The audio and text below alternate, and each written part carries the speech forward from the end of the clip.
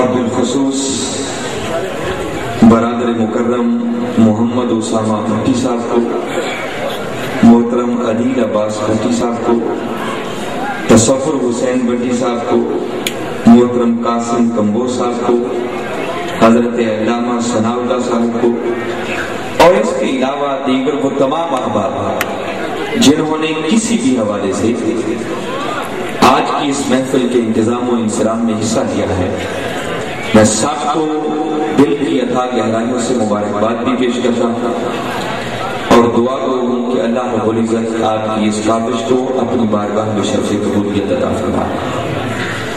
اور سچ بات ہے کہ جس ذوق اور شوق اور محبت کے ساتھ آپ لوگ صبح سے اس پنڈال میں بیٹھے ہیں اور کھڑے ہو کر سن رہے ہیں، اگر ہزارہ بار بھی اس پر مبارکباد دی جائے تو میں سمجھتا ہوں کم ہے۔ اللہ آپ کے ذوق کو سلامت رکھے، اس میں مزید برکت عطا فرمائے۔ آج کی اس محفل کا عنوان جو اشتہارات پر لکھا ہوا ہے وہ ہے شان اہل بیت اور صحابہ کرام رضوان اللہ علیہم اجمعین، مگر گفتگو کے لیے جو مجھے عنوان دیا گیا ہے، چونکہ مختلف علماء کرام خطاب فرما رہے ہیں تو یقیناً انجمن نے بیٹھ کر یہ فیصلہ کیا ہوگا، اور آج کی اس نشست میں گفتگو کے لیے جو میرا موضوع ہے وہ ہے اختیارات مصطفیٰ صلی اللہ علیہ وسلم۔ عام سبجیکٹ ہے مگر قابل استفادہ کہ میں اس سبجیکٹ پر گفتگو کروں، چونکہ آج جس عنوان سے یہ محفل سجی ہے میں چاہتا ہوں چند کلمات اس پر بھی عرض کروں۔ اور یہ جو اشتہارات پر موضوع لکھا ہوا ہے ایمان افروز موضوع ہے، اور آپ کے اس اعتدال کو دیکھ کر جو آج کے دور کی اشد ضرورت ہے، اس پر بھی میں سمجھتا ہوں کہ اگر آپ کو کروڑہ بار بھی مبارکباد پیش کی جائے تو یہ بھی کم ہے، کیونکہ آج امت افراط و تفریق کا شکار ہے، مختلف طبقوں میں بٹ گئی، امت کا کوئی طبقہ کسی ایک دامن کو تھام کے بیٹھا ہوا ہے اور دوسرا طبقہ کسی دوسرے دامن کو تھام کے بیٹھا ہوا ہے، اور ہر کوئی یہ سوچ رہا ہے کہ شاید کل دین اسی کے پاس۔ چونکہ یہ ڈیٹیل میرا سبجیکٹ نہیں ہے تو میں جیسے آغاز میں صرف اتنی بات بتانا چاہ رہا ہوں کہ جن اہل بیت کے نفوس قدسیہ علیہ السلام اور صحابہ کرام رضوان اللہ علیہ اجمعین جن کی شان کا جلسہ سجایا ہے، آئیے آج تھوڑی دیر رک کر آپ کو یہ بتاتا چلوں کہ اہل بیت کون ہیں اور صحابہ کرام کون ہیں، تاکہ ذہنوں میں پائی جانے والی بہت ساری غلط فہمیاں دور ہو سکیں۔ وقت کے مجدد حضور شیخ الاسلام پروفیسر ڈاکٹر محمد طاہر القادری مرکزی لاہورانی، آپ نے بڑے خوبصورت لفظوں میں اس بات کو بیان کیا اور آپ نے فرمایا کہ لوگوں بات بڑی سادہ سمجھی کہ گھر ایک تھا اور وہ تھا در رسول صلی اللہ علیہ وسلم، وہ تھا ہمارے آقا کا گھر، وہ تھا کملی والے کا گھر، وہ تھا محبوب خدا کا گھر۔ فرق صرف اتنا تھا کہ کچھ لوگ وہ تھے جو اس گھر کی چار دیواری کے اندر رہتے تھے، وہ جو اندر رہتے تھے ان کو آج ہم اہل بیت کے نام سے یاد کرتے ہیں، اور کچھ وہ تھے جو ہمارا 24 گھنٹے اس گھر کا طواف کرتے رہتے تھے، وہ جو ہر وقت اس گھر کے چکر لگاتے رہتے تھے، ان کو آج ہم صحابہ کرام کے نام سے یاد کرتے ہیں۔ گویا اس گھر اور دار کے ساتھ کسی کی بھی نسبت کم نہ تھی۔ اہل بیت کو کہ جب کبھی پیاس لگتی تو میرے آقا کی زبان اقدس کو چوس کر وہ اپنی پیاس بجھا لیا کرتے تھے۔ حسنین کریمین علیہ السلام چھوٹے شہزادے ہوئے، عرب کا طبقہ ہوا صحرا ہوتا، جب پینے کے لیے پانی میسر نہ آتا تو میرے آقا اپنی زبان اقدس ان شہزادوں کے منہ میں ڈال دیا کرتے تھے۔ گویا جو آقا کی زبان اقدس چوس کر اپنی پیاس بجھا لیا کرتے تھے، اور صحابہ کرام وہ تھے کہ جب کبھی بھوک لگتی، کھانے کو کچھ نہ ملتا، فقط آقا کے بددعا مکھڑے کو تکتے تو اپنی بھوک ختم کر دیا۔ یہ صحابہ کرام اس ذات اقدس کے ساتھ نسبت کم نہ تھی۔ ایک رات کا واقعہ ہے، آدھی رات بیت چکی ہے، ہر کوئی آرام کر رہا ہے، اپنے گھر میں سو رہا۔ اچانک میرے آقا گھر سے باہر جو تشریف لائے، دروازے پر سیدنا ابو بکر صدیق رضی اللہ عنہ پوچھا، ابو بکر تم اس وقت یہاں کھڑے کیا کر رہے ہو؟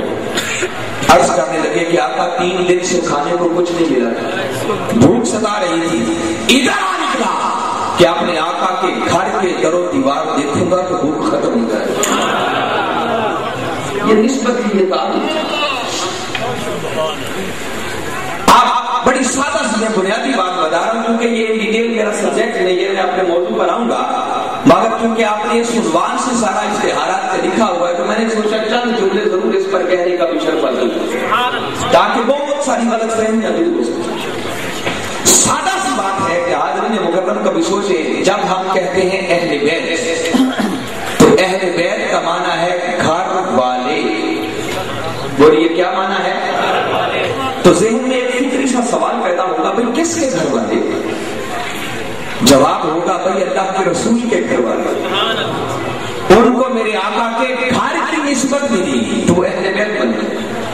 اور جب کہتے ہیں صحابی تو صحابی کا معنی ہے صحبت والا، کیا معنی ہے؟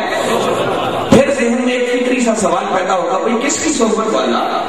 جواب ہوگا اسی رسول کی صحبت والا۔ ادھر میرے آقا کی صحبت کی نسبت ملی تو یہ صحابہ بن گئے، ادھر گھر کی نسبت ملی اہل بیت بن گئے، ادھر صحبت کی نسبت ملی صحابہ بن گئے۔ ارے کوئی کچھ نہ بن سکا، جو کچھ بنا وہ نسبت محمد مصطفیٰ کی وجہ۔ اس لیے اگر یہ اصل ایمانوں کا مرکز و محور اگر نظروں کے سامنے رہے تو انسان کبھی بھی افراط و تفریط کا شکار نہیں ہو سکتا۔ افراط و تفریط کا شکار اس وقت ہوتے ہیں جب ہم اصل مرکز و محور کو نظر انداز کرتے ہیں، بھول جاتے ہیں اور پھر حق کی راستے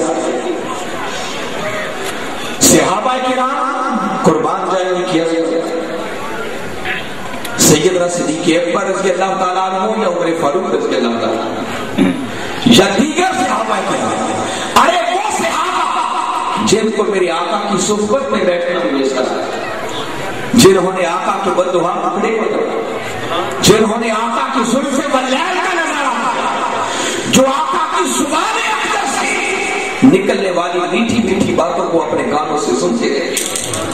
ارے ہمارے لیے تو وہ ذرے جو آقا کے قدموں سے لگے وہ بھی ہمارے سروں کا تاج ہے۔ چھ جائے کہ وہ صحابہ کرام جو آقا کے کندھوں کے ساتھ کندھے ملا کر چلتے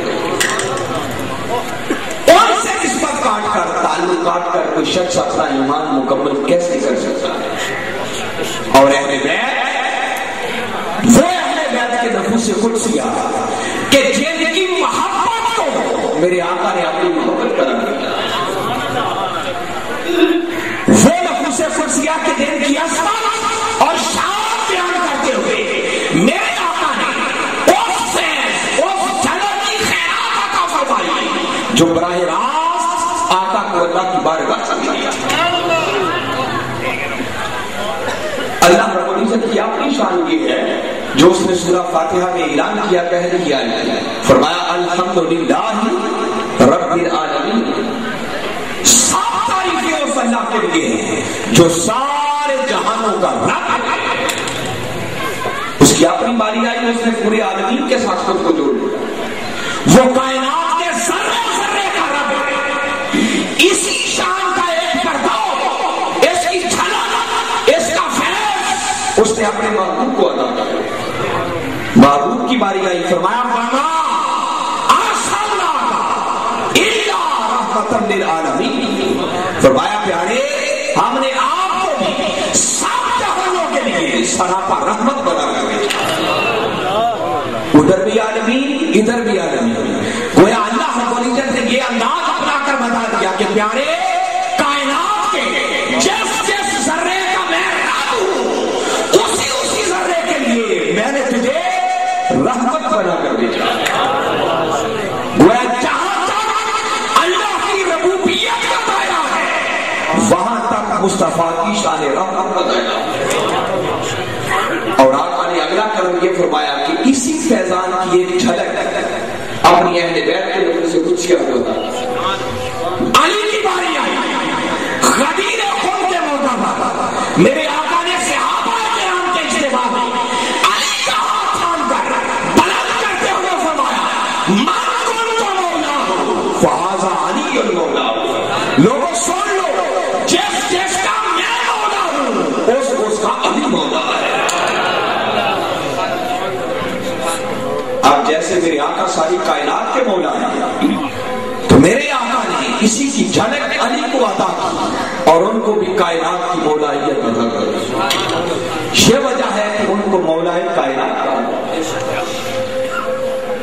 مگر بسا اوقات کچھ لوگ ان کی اس شان کو سن کر اپنے دل میں گھٹن محسوس کرتے تنگی محسوس کرتے. کہتے ہیں وہ مولا کائنات کیسے ہوتے. کتنے لوگ ہیں جو ان کو مانتے نہیں انکار کرتے ہیں. سادہ سی بات اپنے ذہنوں میں بٹھا لے دوستو, کسی کا ماننا نہ ماننا یہ اور بات ہے مگر علی کا مولا کائنات ہونا یہ اور بات ہے. ان کو مولا کائنات نہ آپ نے بنایا ہے نہ میں نے بنایا. ان کو مولا کائنات اللہ اور اس کے رسول نے بنایا. جس طرح اللہ رب العزت ساری کائنات کا رب ہے مگر کروڑوں ہیں جو اس کو رب ماننے کے لیے تیار نہیں, تو کیا ان کے انکار کرنے سے اس کی شان ربوبیت میں کوئی فرق آتا ہے؟ وہ پھر بھی ساری کائنات کا رب ہے. کروڑوں ہیں جو آقا کو ماننے کے لیے تیار نہیں, بدبختیاں کرتے ہیں, کیا کیا کچھ کرتے ہیں, مگر کیا میرے آقا کی رحمت کی خیرات ان کو نہیں مل رہی؟ ان کو بھی مل رہی. تو میں یہ بتا رہا ہوں کہ ماننا نہ ماننا یہ اور بات ہے اور علی کا مولا کائنات ہونا اور بات ہے. اس سے فرق نہیں. اور اگر ان کی اس شان مولائیت پر کبھی پڑھنا ہو کبھی سننا ہو تو وقت کے مجدد حضور شیخ الاسلام آپ نے 11 گھنٹے صرف مولا کائنات کی شان پر گفتگو کی. مسلسل 2 نشستوں میں ایک ہی سبجیکٹ پر گفتگو کی. جب کسی بدبخت نے ان کی شان کو گستاخی کی اور آپ کے نوٹس میں بات آئی تو آپ نے 11 گھنٹے صرف مولا کائنات کی شان پر بات کی. اور پھر آپ کی ایک کتاب ہے جس کتاب میں اور کوئی سبجیکٹ نہیں ہے, کوئی موضوع نہیں ہے, ایک ہی ہے اور وہ علی کی شان مولائیت ہے.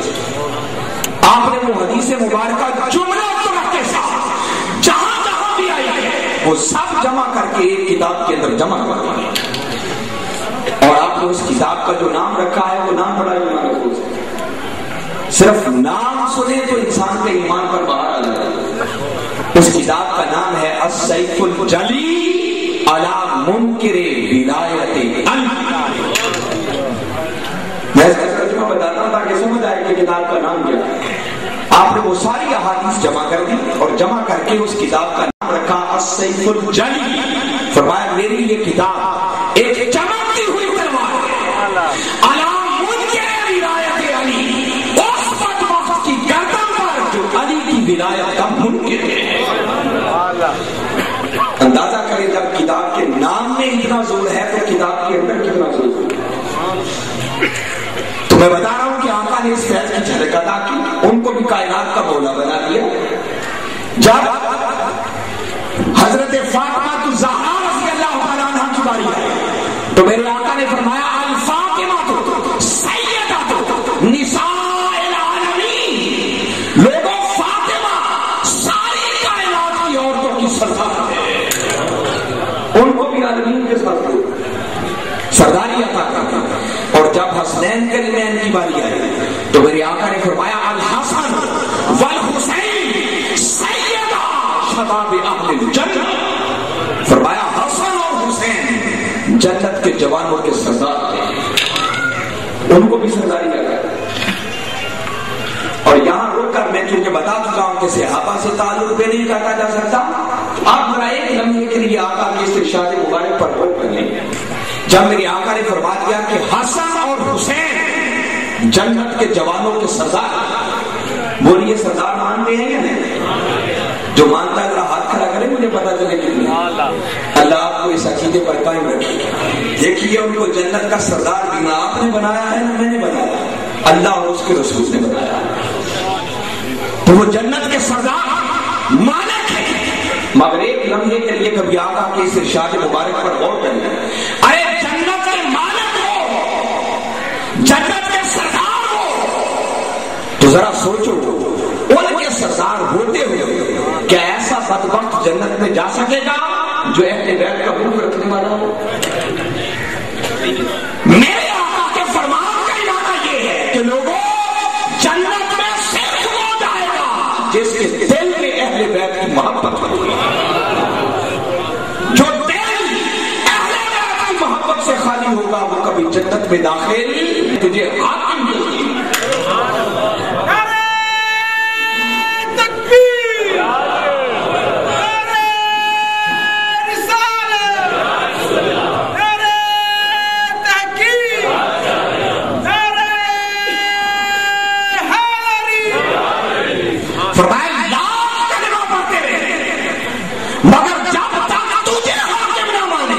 ان کے کلمے کا بھی کوئی اعتبار قسم کھا کر ہماری تعالیٰ نے اعلان کیا. اور خالی حاکم مان لینے کافی نہیں ہے. جیسے ہمارے ہاں جھگڑے ہو جاتے ہیں، نزاعات ہو جاتے ہیں، پھر پنچایتیں بیٹھتی ہیں، سازش مقرر ہو جاتے ہیں، لوگ مان لیتے ہیں مگر دل سے ماننے کو تیار نہیں ہوتے. فرمایا ایسا حاکم ماننے والا بھی مومن نہیں. مولا پھر فرمایا جب تجھے حاکم مان لے ثم لا یجدوا فی انفسہم حرجا مما قضیت، اور پھر آپ جو فیصلہ فرما دیں اس فیصلے پر ذرہ برابر اپنے دل میں کمی محسوس نہ ایسا محسوس نہ وَيُسَلِّمُوا تَسْلِيمًا، اور آپ کے اس فیصلے کے سامنے، شان حاکمیت کے سامنے اپنا سر یوں جھکا دیں جیسے سر جھکانے کا حق. فرمایا جب تک کوئی شخص پیارے مجھے یوں حاکم نہیں مانتا، لاکھ ساری زندگی کلمے پڑھتے رہے، نمازیں پڑھتا رہے، اس کے ایمان کا کوئی اعتبار نہیں. آپ اسی آیت کریمہ کو دے دیں. جب اللہ رب العزت نے ان کو حاکم بنا دیا تو حاکم کبھی بغیر اختیارات کے اللہ رب العزت نے ان کو مختار یہیں پر بنا. فرمایا پیارے اختیار تجھے دیا جا رہا ہے، حاکم تجھے بنا رہا ہوں، میں بنا رہا ہوں. تو ہمارے آقا ساری کائنات کے حاکم ہیں مگر اللہ کے بنانے سے. سبحان اللہ.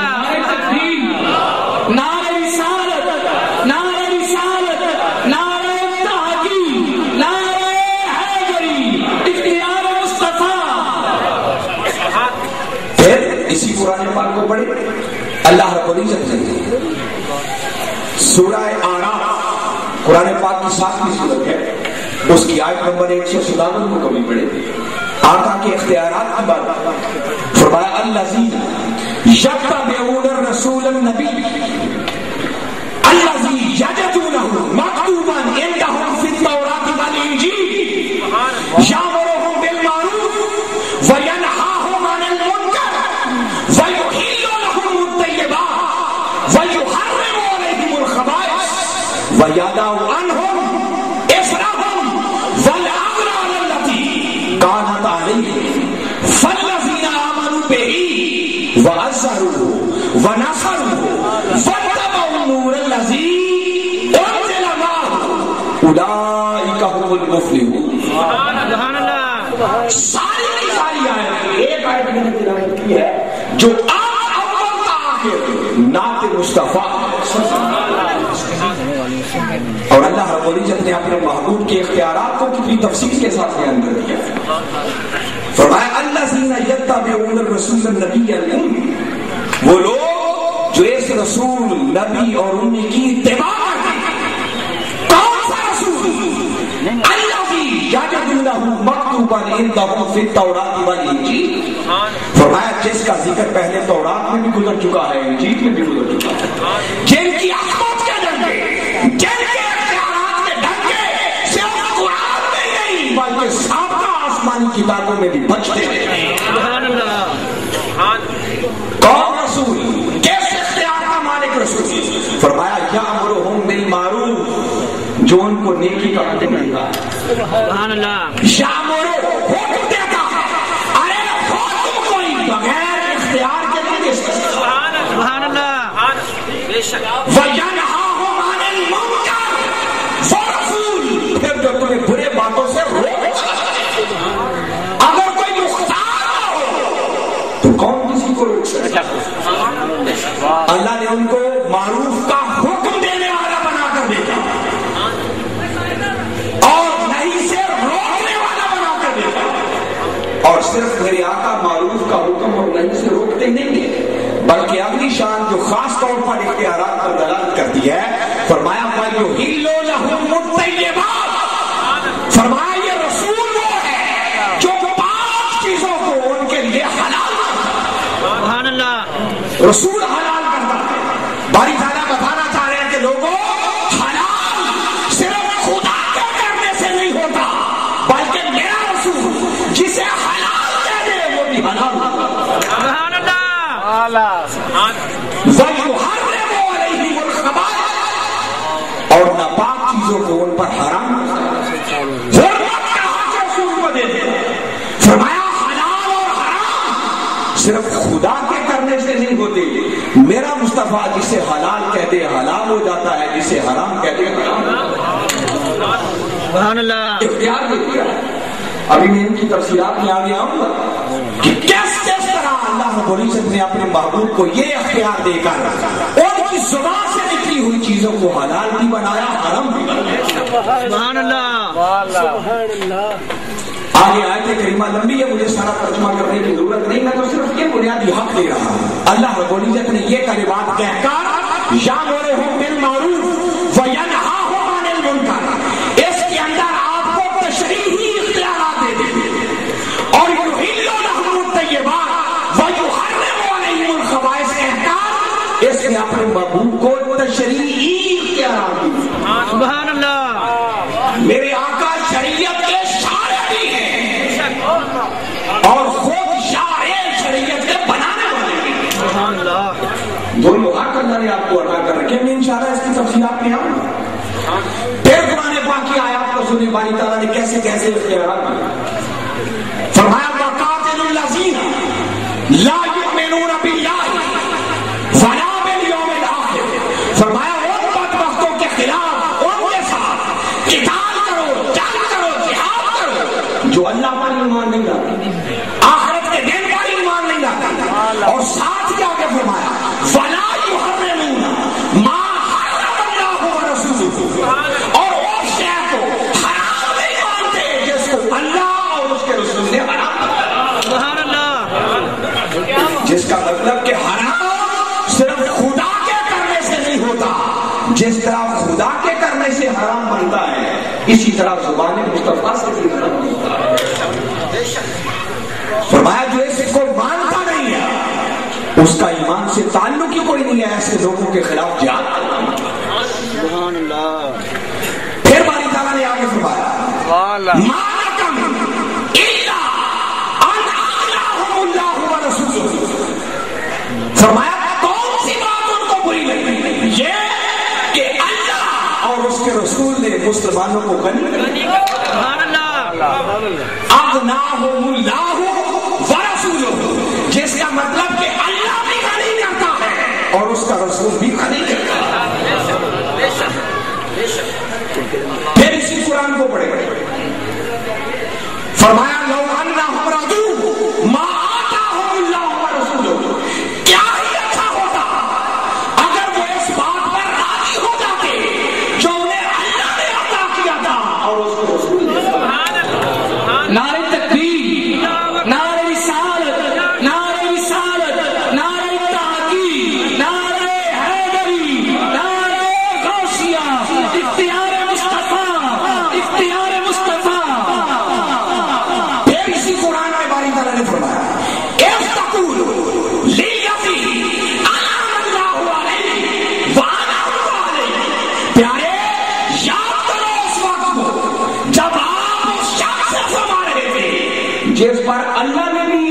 کیا تھا اور رسول نے بھی انعام سبحان اللہ. نعمتیں خدا بھی بانٹتا ہے اور نعمتیں مصطفیٰ بھی بانٹتا ہے. یہ حق اللہ نے اختیار دیا اور اسی قرآن میں باری تعالیٰ نے حکم دے دیا ما آتاکم الرسول فخذوہ وما نہاکم عنہ فانتہوا. لوگوں جو کچھ میرا رسول تمہیں دے دے آنکھیں بند کر کے دے دیا اور جس جس بات سے میرا رسول تمہیں روک دے بس اس سے رک جائے. یہ مختار کل ہونا نہیں ہے تو اور کیا ہے.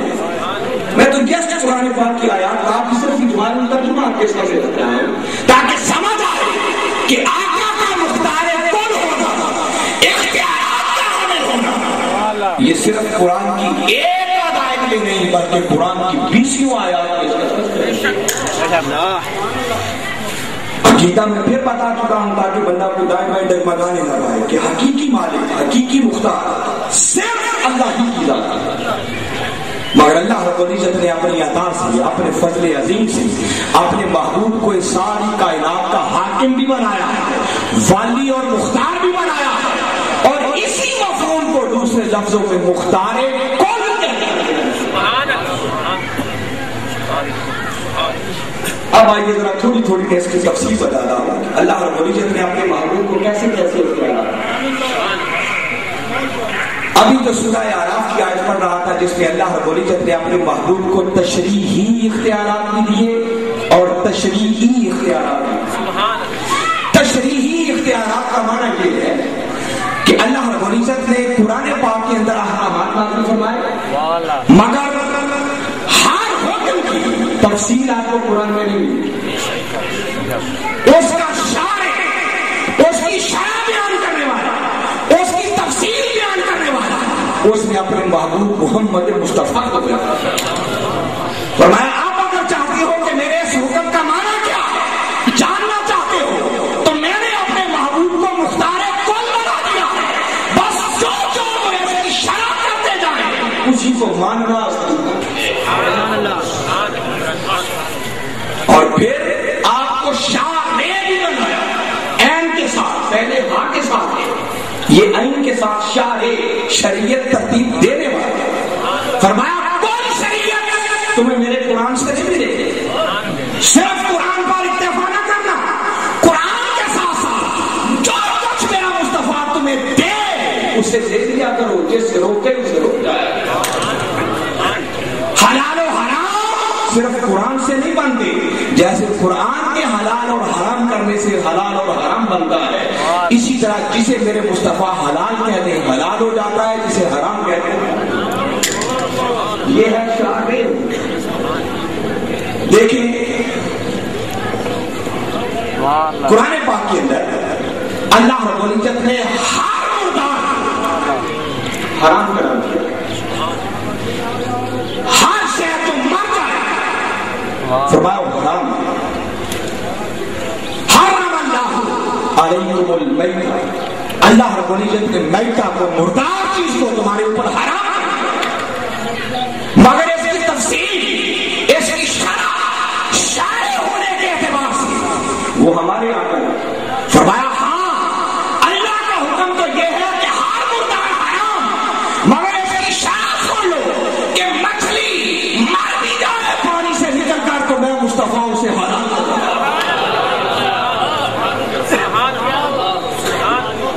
مچھلی کے حلال ہونے کا ذکر قرآن میں تو کہیں نہیں. قرآن نے تو ہر مردار کو حرام کہا. اب مچھلی اگر حلال ہوئی تو وہ قرآن کے کرنے سے نہیں وہ مصطفیٰ کے کرنے سے. ہر مرد کے لیے سونا پہننا حرام مگر میرے مصطفیٰ صلی اللہ علیہ وسلم نے سراقہ کر کے فرمایا سراقہ تیرے ہاتھوں میں کسرا ایران کے کنگن دیکھا.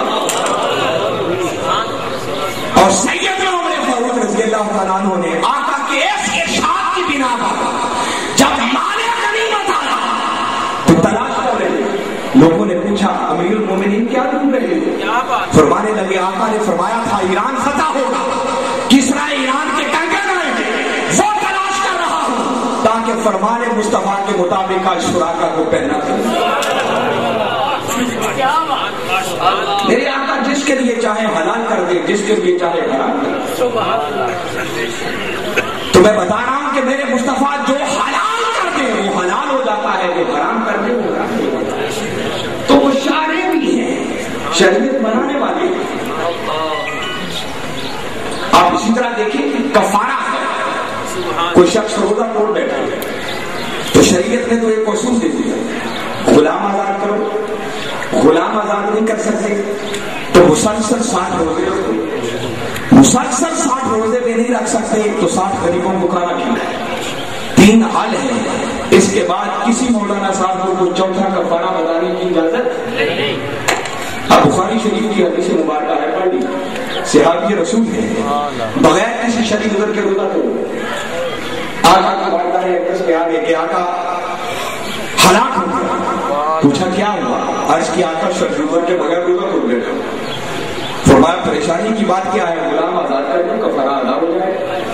अर्ज की आका इतनी सकत नहीं है कि कोई गुलाम खरीद कर आजाद कर।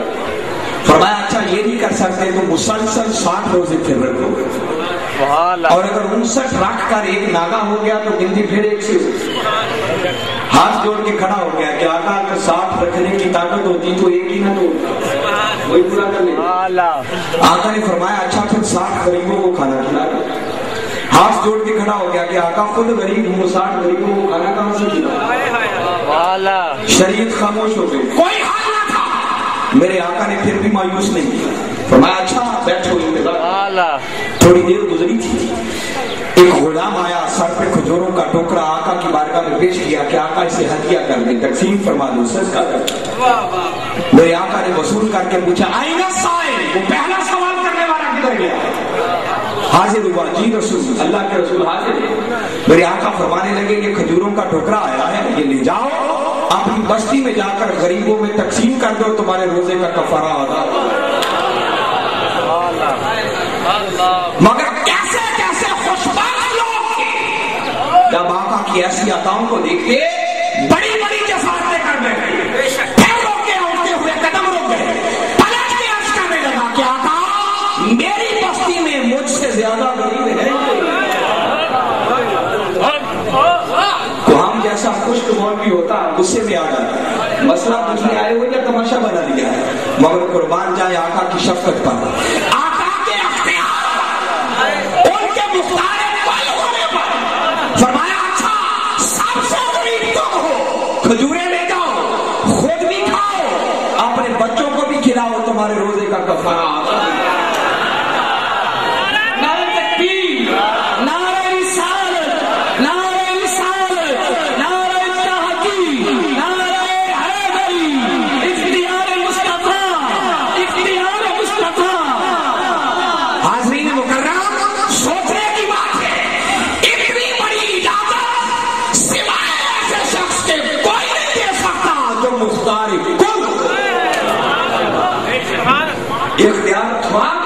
इजाजत दे दी और मैं कोई बात नहीं, जाओ खुद ही खा लो, बच्चों को खिला दो, रोजे का कफारा अदा हो जाए। ये शान है आका की बताना। कुरान को पढ़े, अल्लाह रब्बुल इज्जत ने हुक्म दिया अकीमुस्सलात, नमाज कायम करो। अब कुरान पाक में अल्लाह रब्बुल इज्जत ने सैकड़ों मुकामात पर नमाज कायम करने का हुक्म बार-बार हुक्म दिया। अकीमुस्सलात, अकीमुस्सलात, अकीमुस्सलात, नमाज कायम करो, नमाज कायम करो, नमाज कायम करो। एक नाक की शक्ल जब सोचती है तो इस तरफ ध्यान जाता है कि बारी ताला तूने इतनी कसीर मर्तबा जो नमाज कायम करने का हुक्म दिया, कितना बेहतर होता तो एक आध मर्तबा हुक्म दे देता, और बार बार रिपीट करने की बजाय, दोहराने की बजाय तो नमाज पढ़ने का तरीका कुरान में बता दे, ताकि मसला हल हो जाता। कोई नमाजों के नाम लिख देता, कोई नमाजों की रकतें बयान कर देता, नमाजों के औकात सराहत के साथ बयान कर देता, कोई तरतीब बयान कर देता। जाइए सारा कुरान पढ़ के देखिए, नमाजों की रकतों का बयान कुरान के अंदर कहीं नहीं। आप फजर की 4 रकतें पढ़ते हैं ना, सारे कुरान को जाके पढ़ लें, 2 सुन्नत और 2 फर्ज जो पढ़ी जाती है पूरे कुरान में कहीं इसकी तफसीर नहीं, जिक्र ही नहीं। ज़ोहर की 12 रकतों का बयान कुरान में कहीं یہ ضروری چیز تھی بیان کرنے والی کیا ہے؟ ہم نماز کس ترتیب سے پڑھتے ہیں؟ پہلے نیت بنتی ہے، پھر سلام پڑھتے ہیں، پھر فاتحہ پڑھی جاتی ہے، پھر کوئی اور صورت ملاتے ہیں، رکوع ہوتا ہے، سجدہ ہوتا ہے، پھر اس کے بعد تشہد ہے، پھر درود ہے، پھر دعا مانگتے ہیں، سلام پھیرتے ہیں اور نماز ہو جاتی ہے۔ اگر کوئی اس ترتیب سے آگے پیچھے کرے تو نماز ہوگی؟ کوئی کہے کہ اچھا یہی سب کچھ کرنا ہے تو میں پہلے رکوع کر لوں گا بعد میں فاتحہ پڑھ لوں گا،